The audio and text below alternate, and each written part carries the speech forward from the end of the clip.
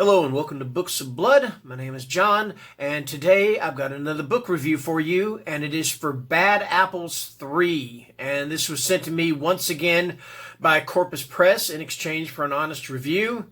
All right, first things first, there is really no synopsis for this book, so I don't have any synopsis to read.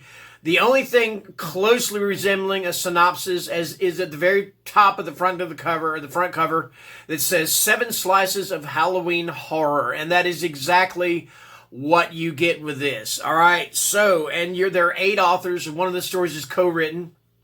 All right. So the stories here, let me go through them. They're, like I said, 7 stories. That's pretty cool.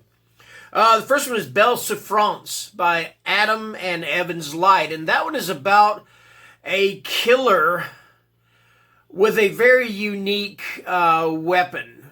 All right. All these stories take place on or around Halloween, but this is about a killer with a very unique weapon. The weapon was actually created by his father, if I read the story right, and I'm pretty sure I did. But he uses it to even greater effect to exact revenge on those he feels has wronged him. This one was a really good story. All right, I mean, it kept me on the edge of my seat, and there's a lot of gore to it. Okay, really not extreme. We're not talking about Wrath James White extreme gore or J.F. Gonzalez extreme, but it got pretty extreme. All right, so yeah, that was a good story there. Chocolate Covered Eyeball. Now this is one about a man and a woman that go back to this candy store that was run by this old man. And this is one that the younger fellow, the man that has the girl, he used to go to as a kid and he used to steal from there. Again, it's another revenge tale that takes a very dark turn. And a very, trying to think of the best way to put this, bizarre turn. Whereas the young man goes through quite a transformation of sorts. All right, so that's another one I really enjoyed. You know me, I usually pick out 3 stories that I enjoyed. The first 2, Belle Souffrance and Chocolate Covered Eyeball, those would be 2 of them. Actually, on this one, there may be more stories than I might pick out of here. October's End. I'm trying to remember what October's End was about. Oh, gosh, what was that one about? Oh, I know what it was about. It was about this really strange one. Really bizarre tale. It kind of did I think it did a lot of time jumping and a lot of... But it's about this fellow that is basically trapped in this house from the time that he's a young man to the time that he grows old. And he just can't seem to get out of the house. And that was a pretty cool one there, too, you know. The Uncle Taffy's Girl is about a guy that gets invited to a Halloween party. Of course, he goes there. He gets invited by this girl that he thinks is really hot.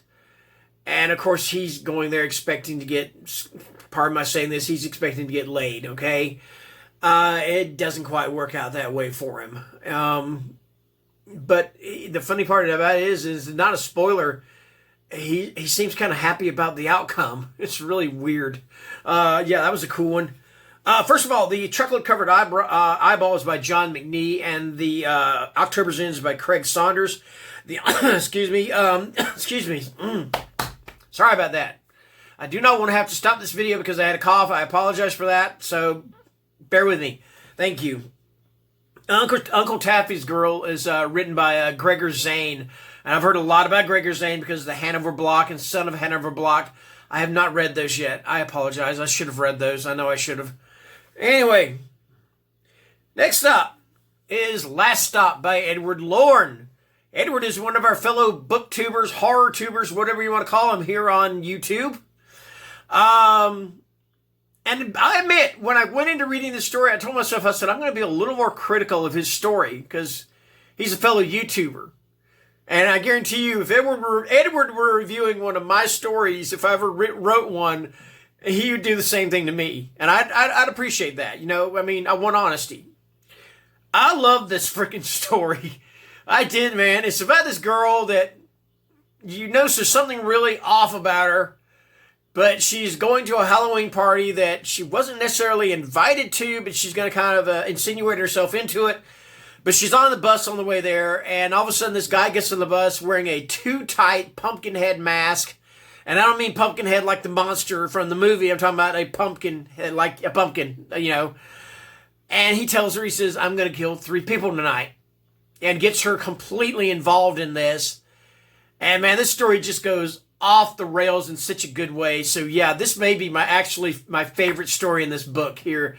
And again, it is by our fellow YouTuber, booktuber, horror-tuber, yada, yada, yada, Edward Lorne. All right, so there you go. Good story, man. Next up, Body of Christ by Mark Matthews. Wow, this one really is, I'm going to say right now, trigger warning. And please do not type anything down in the, I don't want to know, I try not to talk about religious or political things on here. But this is one of those that if you are a religious person, especially a Christian person, it may offend you, all right? It definitely may offend you. Now me, that's just it, all right? It didn't offend me, okay?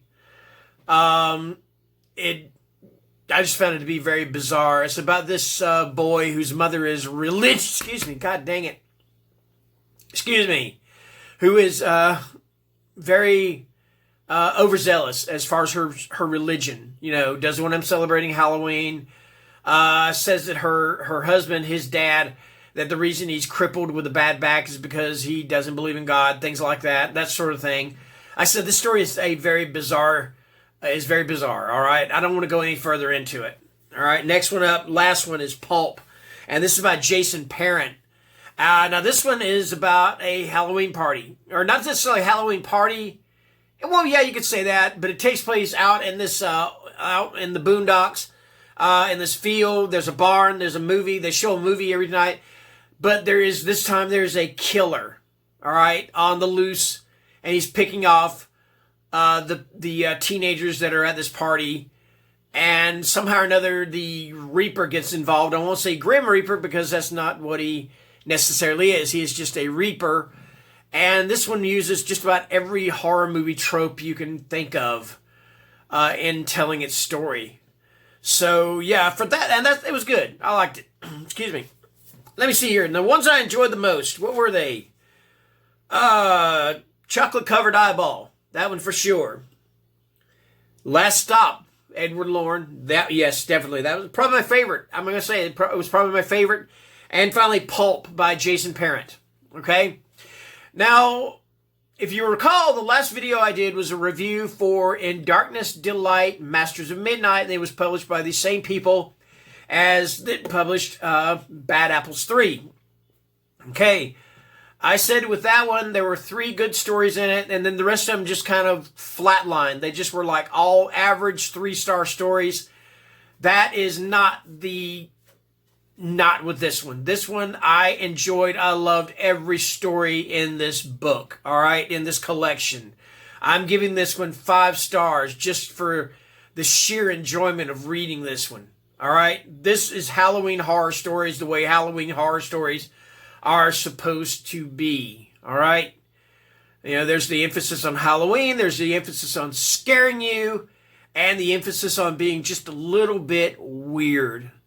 So that is my review for Bad Apples 3, 7 slices of Halloween horror, 5-star rating. This is going to go up on Monday afternoon at about 2:30 in the afternoon. Until then, you guys enjoy the rest of your weekend, and thank you for watching. Bye-bye.